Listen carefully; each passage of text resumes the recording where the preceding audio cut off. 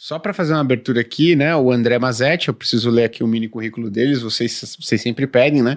Graduado em gestão de finanças pelo INSPER, tem experiência profissional focada na área de asset e mercado de capitais, SGA, né? Com o certificado de gestor Ambima, e hoje é um dos gestores do MXRF, o FII com maior quantidade de cotistas no Brasil. Não é pequeno não, né? Porque às vezes tem muito cotista, mas o PL não é tão relevante. Exatamente. A gente está falando de um PL de 4,2 com B, hein? Bilhões de reais. Show. Agora eu vou começar com uma pergunta direta, André. O que você acha, na sua opinião? Porque assim, quanto tempo que tem o MXRF? 12 anos. 12 anos. Então ele foi um dos primeiros fundos imobiliários também, né? Exato, foi um dos primeiros aí. Mas além dele, junto com ele, outros fundos imobiliários nasceram, né? Mas na sua opinião, o que fez com que o MXRF chamasse tanto a atenção, e continua chamando, né, ao ponto de se tornar não só o fundo imobiliário com o maior número de cotistas, mas o André acabou de falar aqui, como produto listado com o maior número de cotistas, porque se você for pegar as ações também no Brasil, Banco do Brasil, Petrobras, Vale, o MXRF tem um número maior de cotistas do que acionistas dessas grandes empresas. O que você acha que foi o diferencial que chamou a atenção ao longo do tempo e continua chamando para que as pessoas, eu quero me tornar um dos cotistas aí do MXRF? Bom, vamos lá. Assim, difícil responder aqui qual é a real, né, razão, motivo aí pelo qual a gente chegou nesse número gigantesco de investidores, né? Quando a gente coloca esse ranking, por exemplo, falando só de fundo imobiliário, né? A gente tem, todo mundo já sabe, né, a maior base de investidores, e é mais do que o dobro do segundo colocado, que também é um outro fundo da casa, que é um outro flagship também, um baita de um fundo de muita qualidade, que é o XP Malls, que me arrisco a dizer aqui que está na casa de uns 400 mil investidores. Então, assim, é mais do que o dobro. E aí, quando a gente olha, né, começa a expandir ainda mais, todos ali estão na base de 400, 350, e aí vai caindo. Aí, o que eu acho, tá? E aí, André Mazetti aqui falando, não tenho certeza se é exatamente isso, difícil ter essa resposta, mas acho que são um conjunto de fatores, né? O Maxi Renda é um fundo querido no mercado, dado, acho que a gestão, é uma gestão, um time que trabalha junto há muito tempo. Então, eu estou na XP há 8 anos, então eu estou à frente do Maxi Renda há 8 anos. O meu time ali que trabalha comigo está há muito tempo comigo também. Então a gente vem entregando um resultado muito resiliente, né? A gente, ao longo dessa década, eu trabalho nessa área de fundos imobiliários há mais de 10 anos.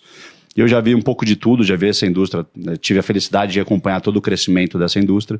E a gente viu um pouco de tudo, né? Fundos que eram queridinhos, hoje virou patinho feio. Então, assim, acaba acontecendo um monte de coisa. E qual que é o resultado disso? Qual que é o motivo disso?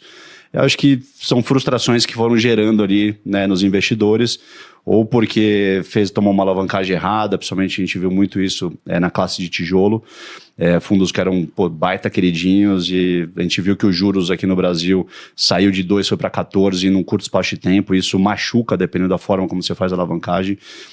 Isso falando um pouco de tijolo. Para a parte de crédito, vimos créditos também sendo dados, concedidos de forma errada, equivocada. Então, operações ali, principalmente no high yield, né?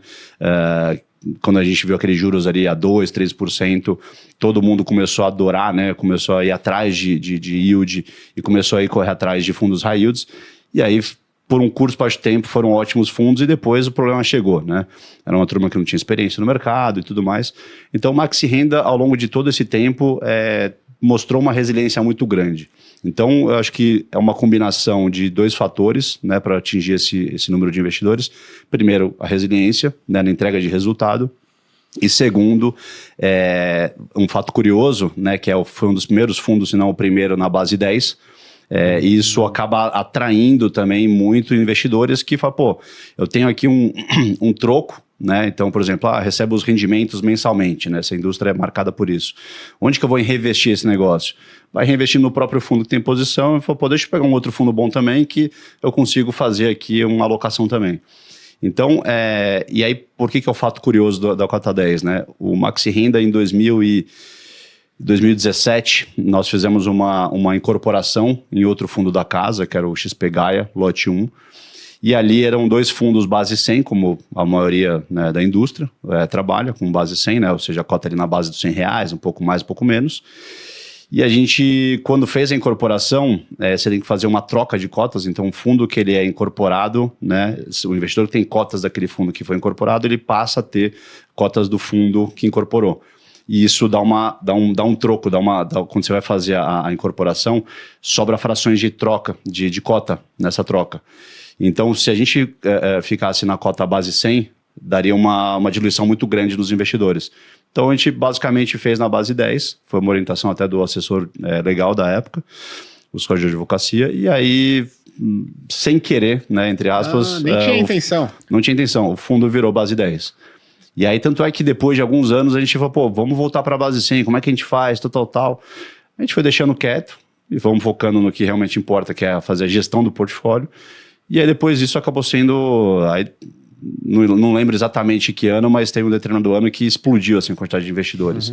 De novo, se o fundo também não tivesse uma boa gestão, naturalmente não atrairia também tanta atenção dos investidores. Sabe uma coisa legal que eu ia te perguntar? Durante todo esse período, o que eu reparo, né, no mercado? E aí não estou falando especificamente dos fundos imobiliários, o Ricardo pode dar uma visão mais específica sobre isso, mas vamos lá, vamos pensar num fundo de crédito privado. Aí o fundo de crédito privado, ele tem uma equipe de gestão de crédito, e essa equipe de gestão, ela sempre teve uma linha muito clara. Vou comprar bons ativos de crédito que estão me pagando boas taxas com uma qualidade legal. Vou lá no high grade, né, com uma boa nota de qualidade de crédito. E o cara vai fazendo isso por 1, 2, fez isso a vida inteira, vamos supor 10 anos. Aí chega num determinado momento, as taxas dos high grade ficaram muito apertadas. E aí a equipe acaba saindo um pouco do core. Fala, pô, já não tá legal aqui, poxa, tô perdendo investidora, acho que o bônus não vai ser tão legal, gente, a gente precisa fazer alguma coisa, e muda completamente o modus operandi, de sempre das pessoas que estão lá, sempre da gestão. E aí agora a gente vai começar a investir, 30% em ativo high yield. E aí foge meio do que aquele produto, aquela equipe sempre estava acostumada a fazer. No caso de vocês sempre mantiveram ali uma linha muito clara do que vocês eram bons, o que vocês tinham que fazer, independente das condições de mercado, vocês iam atuar mais ou menos naquela linha? Esse é um dos, digamos, do DNA? Sim, sem dúvida. Esse acho que é um grande ponto, né? Quando eu assumi a gestão do fundo em 2016, o fundo Max Renda era um produto diferente. Assim, falando de estratégia, tinha os mesmos 3 books que tem hoje no fundo. Então, o Max Renda tem lá um percentual relevante do portfólio em CRI, tem uma participação em permuta financeira, que é uma estratégia de desenvolvimento imobiliário residencial, e tinha uma terceira estratégia, né, de fundos. Hoje a gente segue com as mesmas estratégias, mas com objetivos diferentes. O que eu quero dizer com isso? O book do Maxi Renda de CRI era só high yield. E era um high yield bem cowboy, bem raiz, era um crédito, na minha visão, mal concedido, era um crédito com uma estrutura de garantias mal formalizadas, que ao longo desses 8 anos, que é o tempo que eu estou dentro da XP, ali à frente do Maxi Renda, eu sofri bastante para poder, né, recuperar o crédito dessas operações que foram problemáticas no início do fundo. E aí, tanto é que se vocês pesquisarem ali relatórios em meados de 2018, vocês vão ver que a gente fazia um gráfico de flight to quality, em que a gente migrava do high yield para o high grade. E a gente ia mostrando, assim, mês pós mês, né, mês a mês, como é que estava a fatia em high yield e high grade, e ao longo do tempo o negócio foi convertendo até virar o portfólio atual do fundo, que é muito mais high grade do que high yield. High yield, que a gente chama de high yield, não por ser um alto risco, mas são operações talvez um pouco mais estruturadas, como um plano empresário, que vem sendo alternativas aí com a redução ali da poupança, né, cada vez mais vem surgindo espaço aí para CRI financiar a obra. E aí isso não necessariamente é um high yield, mas são operações que têm um nível de taxa um pouco mais alto, e o Maxi tem um pouquinho desse tipo de operação, não muito, mas tem. Então tudo isso para dizer que assim, a gente vem seguindo ali o nosso foco, esse é muito do que eu acredito, é foco. Acho que as pessoas têm que ter foco no que elas são boas, não adianta o exemplo que você deu, a turma fazia high grade, começou a fazer high yield. Não, se for fazer essa migração, assim, primeiro contrata um time que saiba realmente fazer isso, não dá para você que é focado nisso mudar, até pode ser que funcione, mas assim, eu acho que não é fair com o investidor que apostou no teu conhecimento, na tua qualificação, background, botar o dinheiro na tua mão ali como gestor, e depois você migra, né, a estratégia. Eu acho que, na minha visão, não é fair com o investidor. Então, assim, o que a gente vem fazendo no Maxi Renda, que foi um diferencial desde lá de 2016 até hoje, principalmente com o crescimento do fundo, a gente foca no high grade, mas trazendo qualidade com 2 pontos de gestão ativa. Primeiro, a originação própria. Então, a gente consegue originar operações sem que a gente dependa de outros dealers, né, outros bancos de investimento e etc. Não que a gente não faça deals com outros bancos, a gente faz sim, vários, tem vários parceiros, etc. Mas eu não dependo deles. Eu posso ir diretamente nas empresas, bater na porta das empresas, eu e o meu time de originação, dentro aqui da XP Asset, da gestora, e oferecer um crédito como um banco faria normalmente.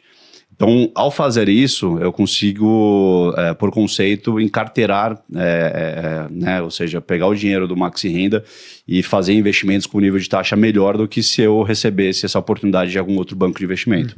Por uma razão simples, a companhia vai pagar, só dando exemplos aqui para ficar mais claro, a companhia X vai pagar um teto de juros, que vai ser lá IPCA mais 8, estou chutando aqui, e para chegar a IPCA mais 8 na minha mão, eu tenho que ir direto na empresa.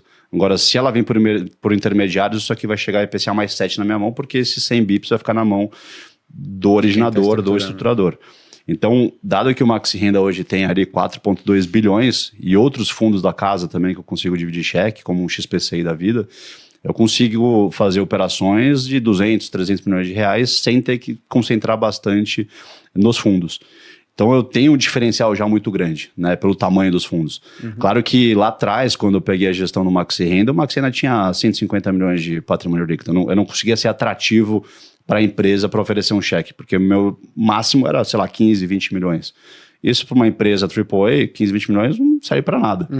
Então eu dependia naquela época assim, dos grandes IBs, etc.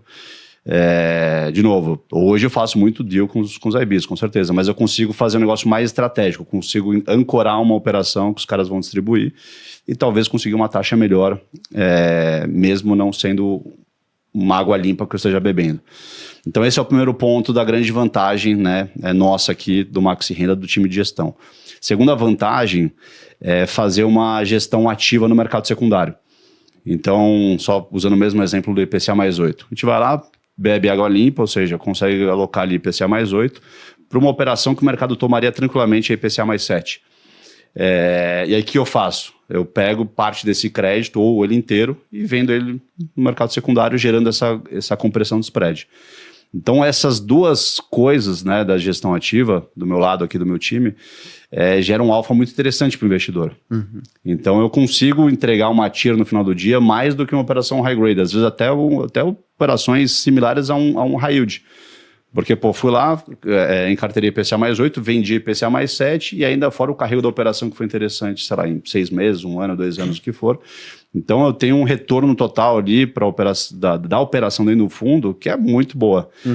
Então essa é a grande cereja do bolo, essa é a grande pulo do gato para que o Maxi, né, venha entregando um resultado consistente, mesmo tendo um book que você olha lá a lâmina e fala, bom, isso aqui é sem graça, você vai ter um CSN a IPCA mais 7, você vai ter um CRI, sei lá, Prevent Senior aqui a IPCA mais 6, não tem muita graça, mas a gestão ativa que a gente faz por trás ali, esse que é o atrativo.